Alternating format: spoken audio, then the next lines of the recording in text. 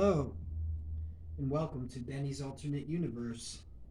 This is a show where I talk about what's going on in my tape collection and what's going on in the world at large. Um, it's a little late right now. I'm burning the midnight oil. I'm doing some night work tonight at Bridgeport Arena.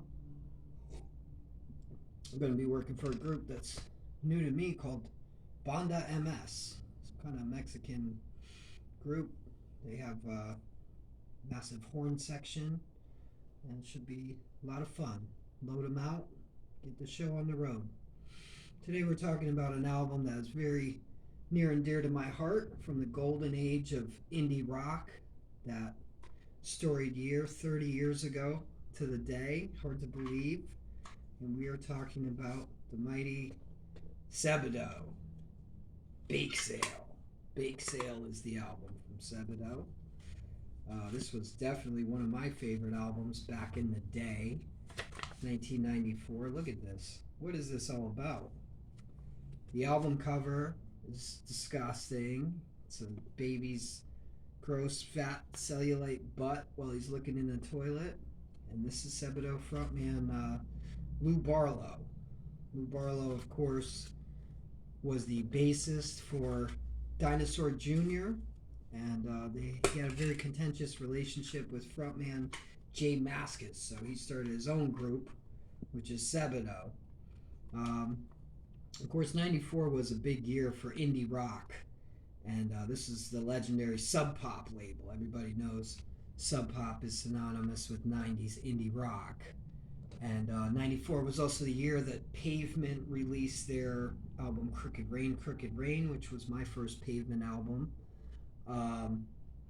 And Guided by Voices had their breakthrough album B1000. So these three records were in heavy rotation.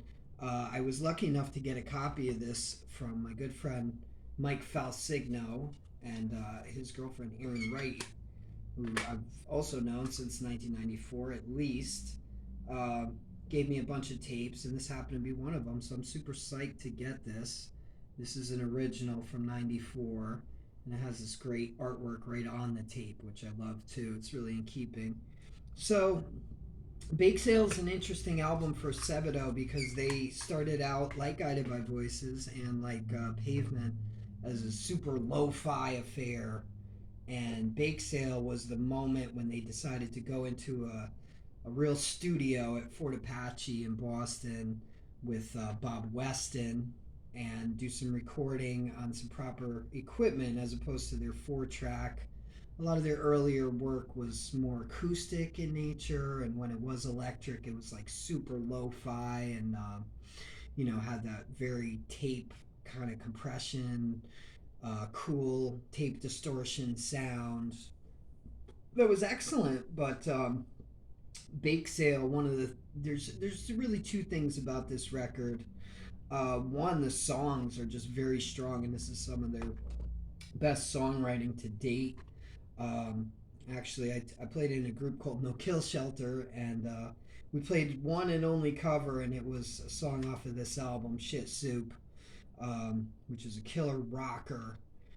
Another thing about Sebadoh is that they had this dynamic of having multiple songwriters. Lou Barlow was the very prolific main songwriter, kind of analogous to Bob Pollard and Guided by Voices, but the secondary songwriter, Jay Lowenstein, wrote some great tracks as well. And one thing about Lowenstein versus Barlow was like very emo and sort of oversharing was kind of his vibe all the time. And Lowenstein was a little more vague and open-ended in his approach to songwriting, and I kind of like it more, especially now that I'm an adult and I've grown past the phase of life that I was in 1995, 94, when I was 15 when this album came out. But the hi-fi or mid-fi, as I would call it, production really suits Sebadoh, and on this album in particular, the guitar sounds are fantastic. I just read an interview with Barlow and Lowenstein talking about the making of this album to kind of prepare myself, and Barlow says he doesn't like the sound because it's not as idiosyncratic working in the studio, but I think the guitar sound is really incredible on this album, and the sound overall, because the drum and bass sound are both very good too. I'm not going to get fully into a track by track rundown, um, but I will say this is indie rock par excellence. From the get go, Got It is one of, or I'm sorry, is that where we start? No, we start over here, the guy side. License to Confuse, what a great track. Killer guitar riff. Um, Careful is one of their heaviest songs. It's a Lowenstein song, really excellent. Magnets Coil, um, another hard rocker. This album starts out on a hard rocking note, and it doesn't let up that much.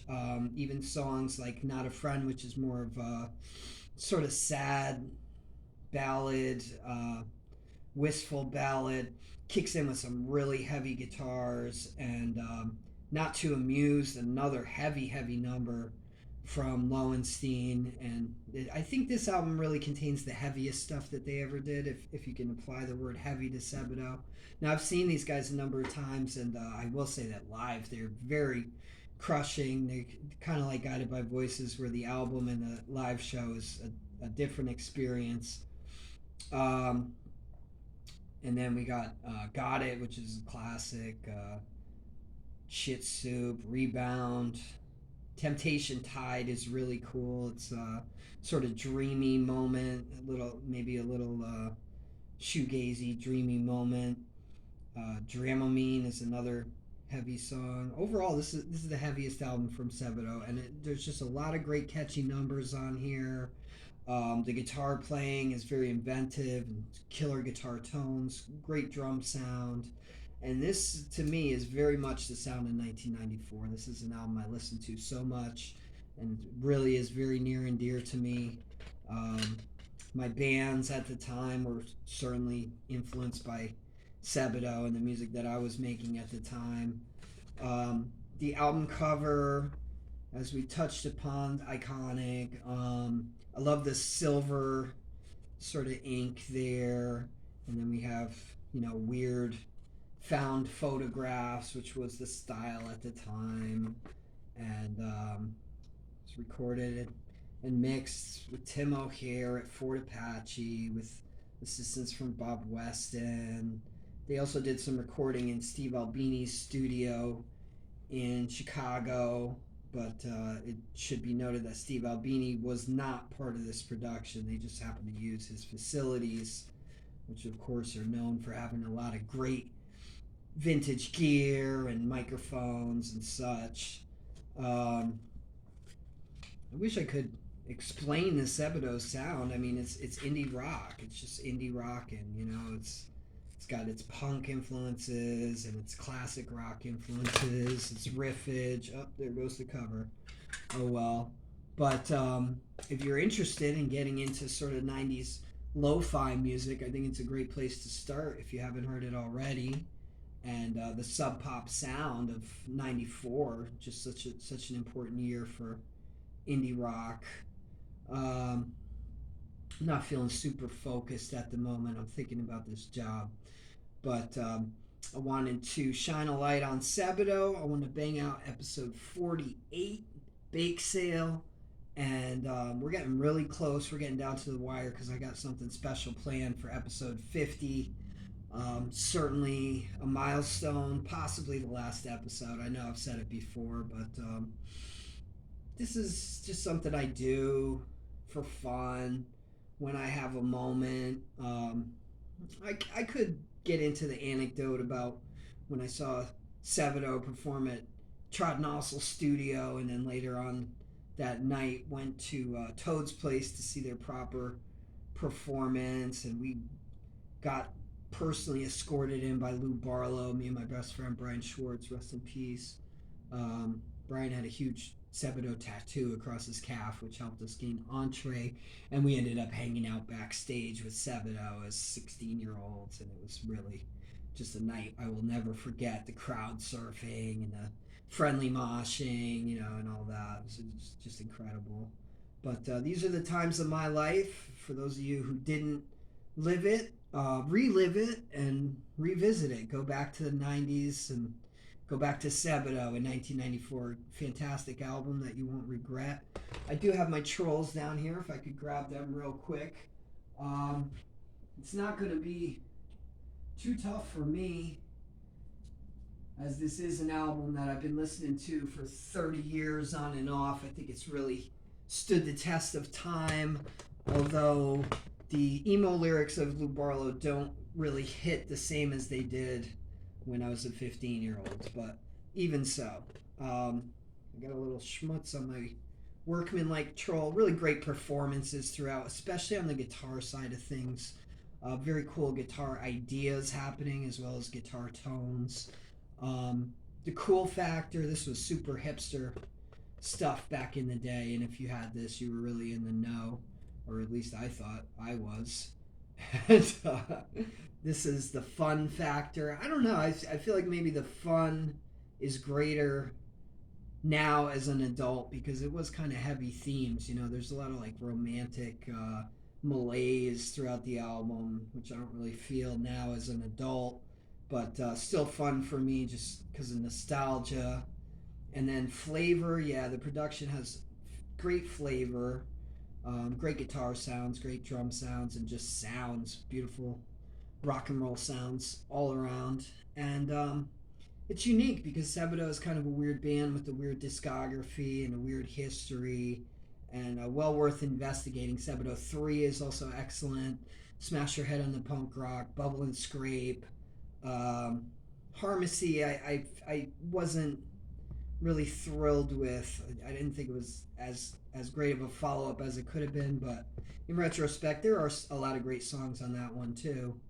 And their reunion album, Defend Yourself, is actually quite good too. Sebadoh was always a band that just delivered those very vibrant live guitar sounds that we love. And so, for that reason, I will give it 5 trolls up. And I recommend Bakesale to anybody and everybody.